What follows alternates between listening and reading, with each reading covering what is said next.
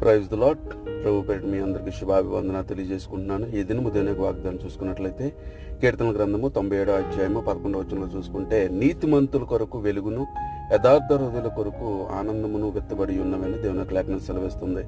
ఎవరైతే యథార్థంగా నడుచుకుంటారో, ఎవరైతే నీతిగా నడుచుకుంటారో, ఎవరైతే దేవునికి భయపడి తన జీవితాన్ని కట్టుకుంటూ ఉంటాడో, తన జీవితాన్ని సరిచేసుకుంటూ ఉంటారో, వాళ్ళకి వెలుగు ప్రకాశిస్తుందంట.